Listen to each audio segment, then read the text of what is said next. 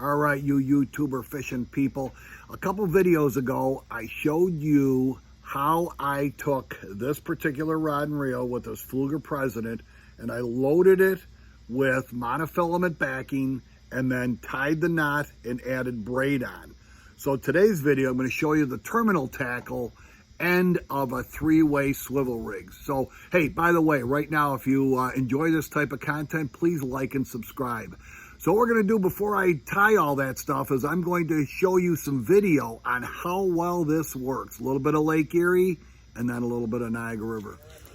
See what we got here. We're using the drag technique.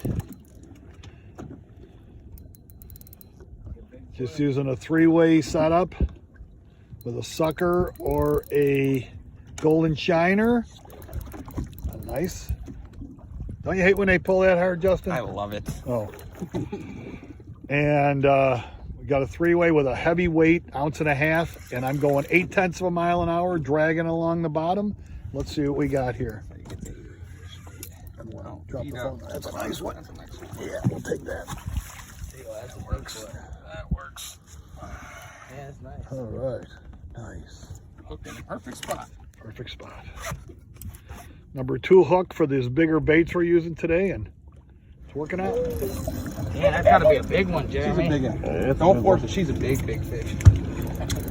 Three-way rig. I'm gonna go. Oh, baby. Oh, yeah. Look at this one. It's a pig right here, baby. Oh, yeah, boys. Oh, yeah. That's definitely the record.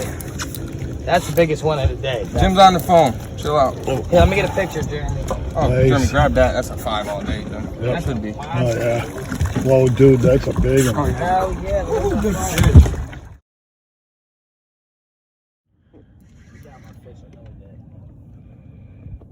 Oh, he's still on there? Holy crap.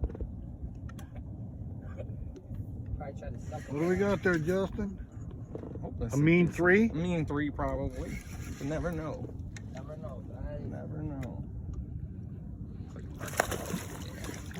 Good one. Here, Biddy. Swim over there. Net.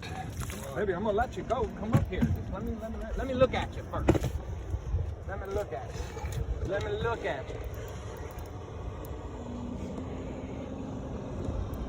you. Three-way rig. Does the trick. Yeah. Oh, you got a walleye. You got a walleye. Can I keep that? Yeah, sure. Jim, it didn't feel right on the pole, so I should have known. Put it in. I don't got no bag, do we? That's what we're seeing. Oh, what the hell is that? That's mine. Is that a bass? Yeah. Get the net. You what net? You We got the net. Oh. Justin, let me keep. Walleye on a three-way rig. Let me keep that, Justin. That works. And a nice smallmouth. Right through the same little area. Bring it in. Check it out. Oh, that one's turned.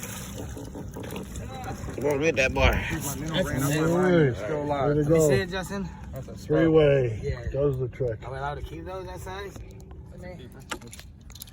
Jim, Hang hang on, on. let me Hold get on. the Jim's not taking pictures. He's recording. Oh. 5'10". Hang on, baby girl. There you can see how well that works with some smallmouth action and even a bonus walleye. Now let's look at a clip from the lower Niagara River with former Sabres coach Dan Basma Bilesma and Captain Frank Campbell. You'll love it.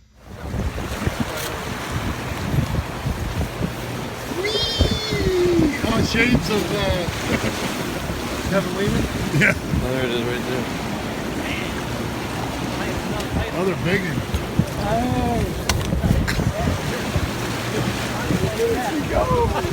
It just opened his mouth and the current just grabbed him, went the other way. I was trying to kind of smell it.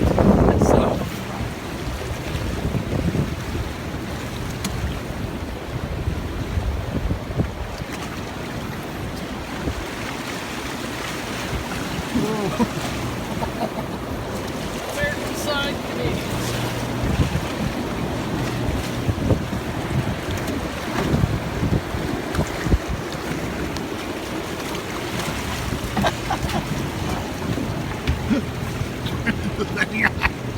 I'm getting seasick.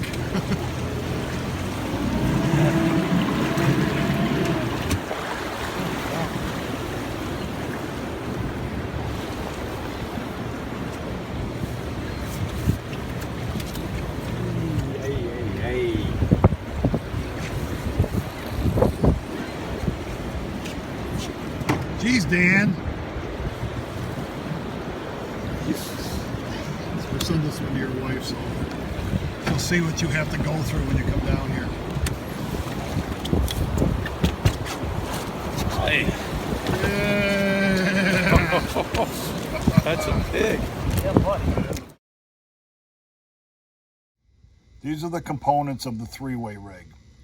The swivels start on the right side is the new and improved ones. Those are called T-turns. The next one to the left is an old style three-way. The one to the left of that is a T-swivel. Those work pretty good, but the ones on the right are far superior. There's a little bead right there that we're going to show you what we use that for. That's about a number 2 hook. And then there's a drop shot sinker, which I really like, with a pineapple head on, so I don't have to keep changing or retying. It quickly goes on and off. I'll explain everything. All right, let's talk about the three-way swivel. This is an old style. These been around forever. Use these as a kid, use them as an adult, and they work okay. The problem is they go in 3 different directions, although it's a three-way. So you would think they would work perfectly, but they don't have any bearings in them. They're just knurled over, and what happens is when you start to fight a fish, because one line's going to go to your main line, one's going to go to your leader, and one's going to go to your sinker. What happens, you fight a fish, they start to bend. You get a big heavy fish on, they bend or they stick, and then they don't swivel. So if these refuse to spin or stop spinning, you'll have severe line twist.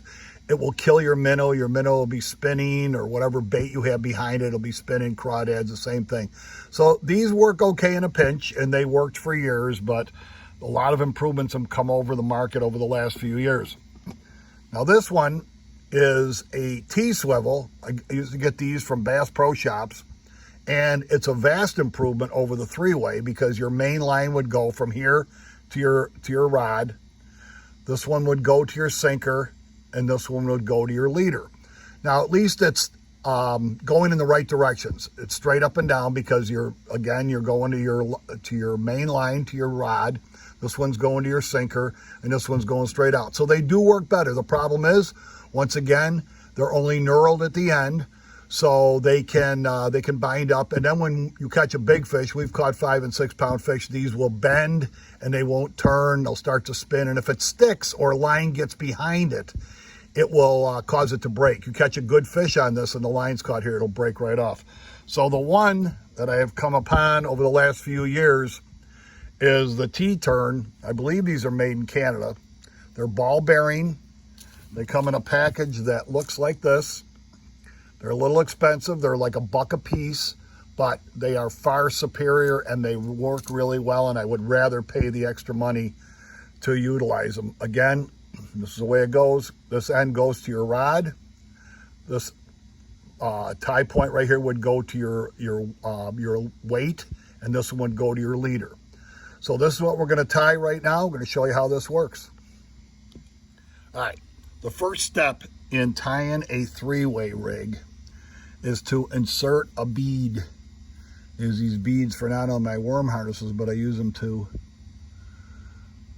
tie my three-ways and my drop shots when we're using live bait. Dropping the things by old fingers here. Let's get in there. All right, so we put our line, our braid, through our bead. What's the bead for? Almost everybody in the boat asks, what's the bead for?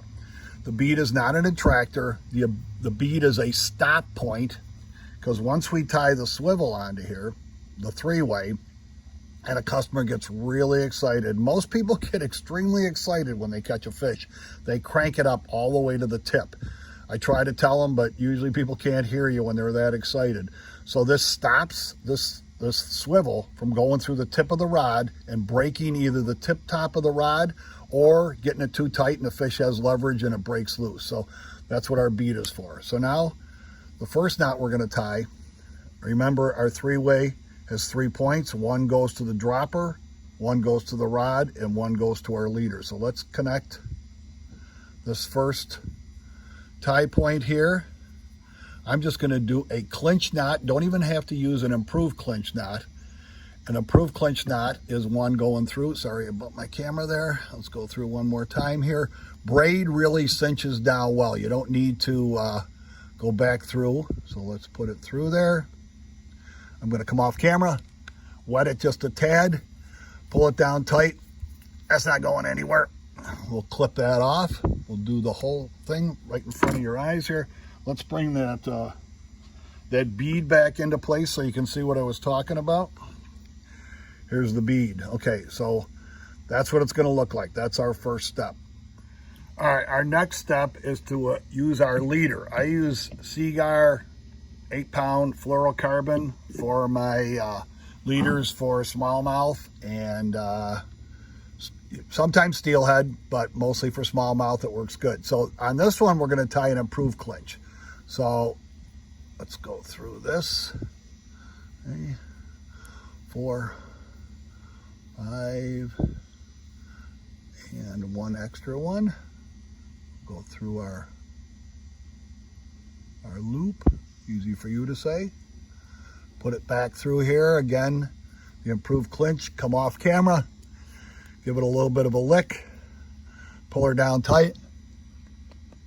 Put that tag in your mouth, tighten her down. And that's the beginning of putting, I'm gonna cut that a little bit shorter too. That's the beginning of our leader to our hook. Now what we're gonna do is I run about anywhere from 3 to 5 feet depending on it. So we're gonna go about 4 feet on this one. I'm gonna cut this off. Now what we're gonna do is we're gonna attach our hook. And in this case, again, I'm going out tomorrow and we're gonna be fishing with golden shiners and small suckers.